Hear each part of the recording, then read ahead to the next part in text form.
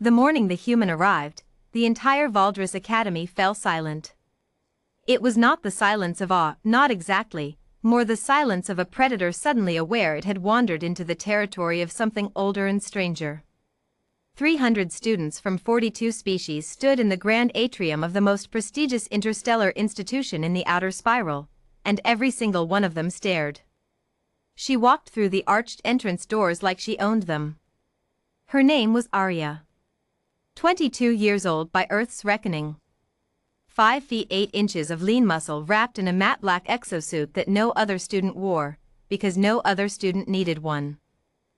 The suit hissed softly with each step, pneumatic joints absorbing the shock of her movement, a faint blue glow pulsing along the seams at her wrists and collar. Her helmet was mag-locked to her hip. Her face was open to the air, brown eyes scanning the atrium with the calm, systematic efficiency of someone cataloging threats. A Velhari student, 7 feet tall, skin like hammered copper, sensory fronds fanned wide, took 3 steps backward. Arya noticed. She always noticed. But she said nothing. Dean Kale watched from the second-floor balcony, his 4-fingered hands folded behind his back, his elongated skull tilted at the precise angle of academic scrutiny. He had been Dean of Valdres for 60 years.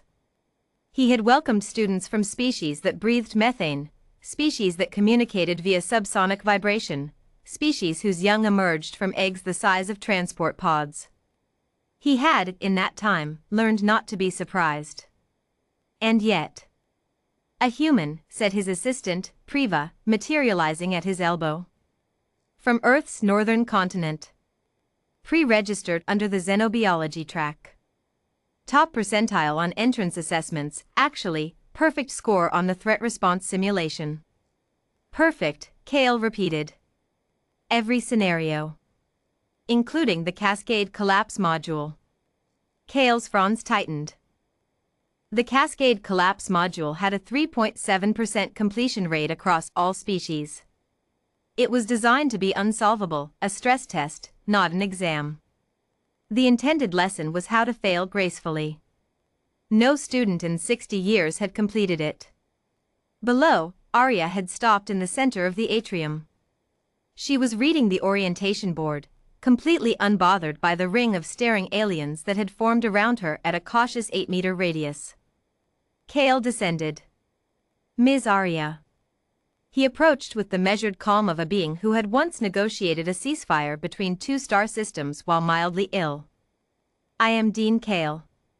Welcome to Valdres Academy." She turned to face him. Up close, he searched for the word, contained. That was it. Every movement deliberate. Controlled. The exosuit made a soft sound as she shifted her weight, and he noticed the way her eyes had already assessed him: height, reach, the location of exits, the cluster of students behind her. All in about 1 second. Dean Kale. Her voice was even. "Thank you for the scholarship. I won't waste it. I have some questions about your enrollment documentation," he said carefully. "Specifically the medical accommodation form. You've listed a requirement for," he checked his datapad, "enhanced atmospheric filtration, gravitational variance compensation, and a private room with reinforced walls." "That's correct." "The reinforced walls," he said, "are the part I'd like to discuss." She studied him for a moment. Then she said, "How private is this conversation?" He glanced at the ring of students, who were absolutely not pretending to look elsewhere. "We could continue in my office." "That works." His office was on the 14th floor. Floor-to-ceiling transparisteel overlooking the Academy's forest preserve, bookshelves of physical volumes from a dozen species, a desk that had belonged to the Academy's founder. Kale gestured to a chair.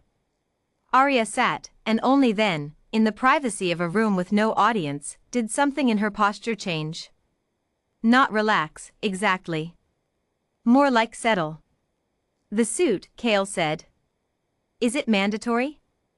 "In shared spaces, yes." She folded her hands on her knee.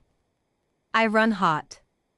Humans from Death World lineage, and I am from a Death World lineage. The documentation is accurate. We have elevated cortisol baselines, higher body temperature, faster twitch response. In a crowded space full of species with sensitive electromagnetic receptors, my baseline biological output reads as a threat display. She paused. The suit dampens it. Makes me easier to be around. Kale processed this. You wear the armor, he said slowly, not to protect yourself. To protect everyone else, she confirmed. From panicking. He was quiet for a moment.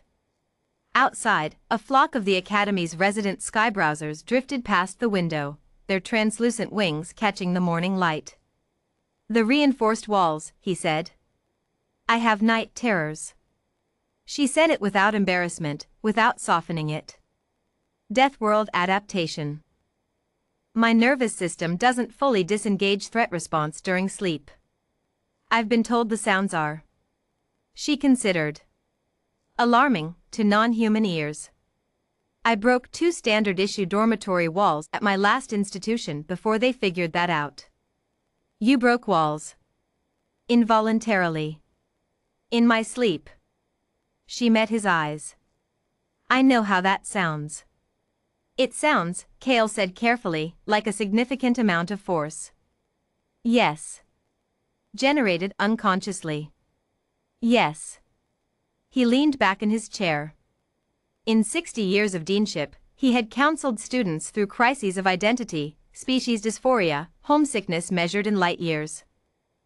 He had never had a student apologize, implicitly, for the power of their own resting state. Ms. Arya, he said. Why Valdris? You had other options. Institutions closer to human space. Environments calibrated for your biology. She was quiet for a moment. When she spoke, the evenness in her voice had something else underneath it, something careful and old. Because the problems I want to solve aren't in human space, she said. The Velhari extinction cascade. The drawn coral die-off. The migratory collapse in Sector 9. These aren't human problems, they're shared problems. And the research that will solve them is here. She held his gaze. I didn't come to Valdris because it's comfortable. I came because it's where the work is. Kale looked at her for a long moment. Then he said, the Cascade Collapse Module. Tell me how you solved it. For the first time, something shifted in her expression.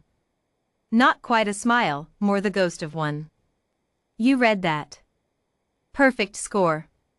In 40 years of administering that module, I have never seen it. She leaned forward slightly. The module assumes the correct response to an unsolvable crisis is managed retreat, cut losses, preserve what you can, accept the outcome. That's rational. That's what every species in the test database does. She paused. I didn't retreat. I stayed in the problem until I found the variable the module designers had hidden, the one they assumed no one would think to look for because looking for it requires accepting that you might be the variable. That the solver is part of the system. She settled back. Humans are good at that. We've had a lot of practice being the disruptive element no one accounted for. Kale was quiet for a very long time. Outside, the sky browsers had drifted out of sight. The forest below was still, gold-green in the morning light. The reinforced room, he finally said, will be ready by this evening. I'll have the environmental systems adjusted on your corridor to reduce EM sensitivity for your neighbors. The suit is, of course, your own choice, but I want you to know it is not a requirement I am imposing. She nodded once. I know. I imposed it on myself. He stood, and she stood with him, that same controlled, deliberate motion, the suit sighing softly as she rose. One more thing, Kale said. He hesitated, which was not something he did often. The students in the atrium. They were frightened of you. Yes. That doesn't bother you? Arya looked at him steadily. It bothers me, she said, that there's nothing I can do about the first impression. Humans look like what we are, we're built from a world that was trying to kill us for 4 million years, and it shows. But first impressions aren't permanent. She picked up her helmet from the chair beside her. Give me a semester. I'll make it right. Kale watched her go. At the door, she paused without turning around. Dean Kale. The drawn coral research, I saw the preliminary dataset in the open archive. I think the team is missing a variable in the salinity modeling. I'd like to speak with the lead researcher when you think the time is right. Then she was gone. The door closed quietly behind her.